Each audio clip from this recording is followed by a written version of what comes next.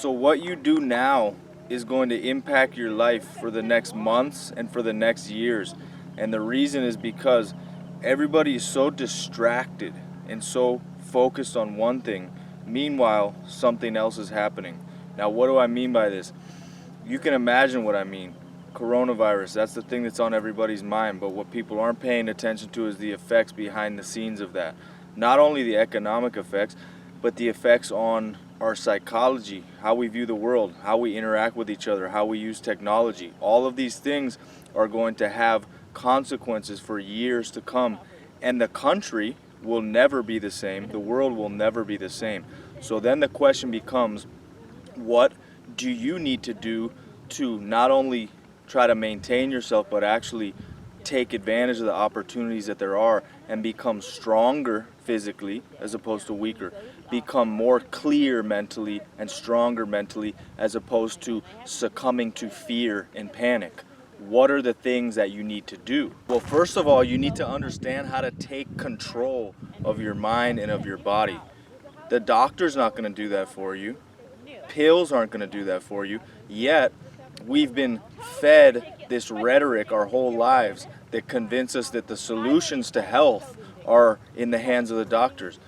Then why is it that so many people are dying of cancer? Why is it that chemotherapy actually kills 90% of people who undergo it, yet they're doing it to cancer patients, and only now that's starting to change? It's not a fucking coincidence. It's obvious that certain entities want the population to be sick. And the question becomes, if you basically give permission for that and do all of the things that get you sick and do it willingly, thinking that, you know, a pill is healthy, a painkiller is healthy, then you're basically giving permission to someone else to control how your health and how your life goes. So if that's something that you don't want to be doing, then you need to understand what you need to do to not only maintain, but grow your mind and get your body stronger. Because if you're not getting stronger, you're getting weaker. There's no in between. So if you understand that, if you've seen that, if you've observed the truth of that in our society, then the question becomes, okay, then what do you need to do? So the first thing that I always reference and the go-to is always breath. You need to understand how to control your breath. Now, like anything, breathing is an art. Breathing is a science. And like anything, to reach the pinnacle of performance, you need the combination of science and art. Because music is science and art. Business is science and art. Breathing, science and art.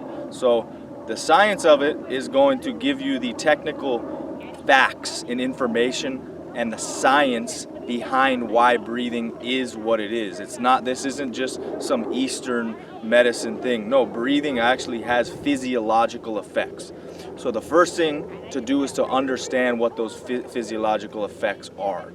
Study the effect that good breathing, that diaphragm breathing has on the circulation, on the heart rate, and then what the implications for the overall health of the organism become. All of a sudden, you've got more options available because you have more control of what's going on in your body. You understand the science, and then you take action and you start to practice and you start to do those breathing exercises.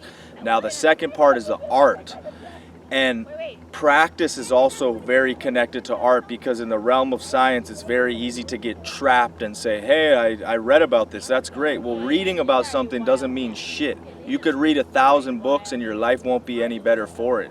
You have to read and then take action. So the next part is the art of it. The art of the breathing happens when you start to practice and work with this on a daily basis. Your body is an instrument, so take it as such. So just remember, whether you want to have control over your mind, your body, and your life, that's a decision that you can make. It's up to you, regardless of what is of the information being fed to all of us through a lot of media sources that are actually spreading inaccurate information. It's up to you.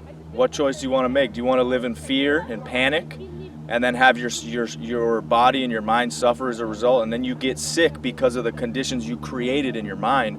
Or do you want to live a life of power, of health, of control over your mind and body? The choice is yours. And that is really the essence of the division that is going on right now in this country, in this world.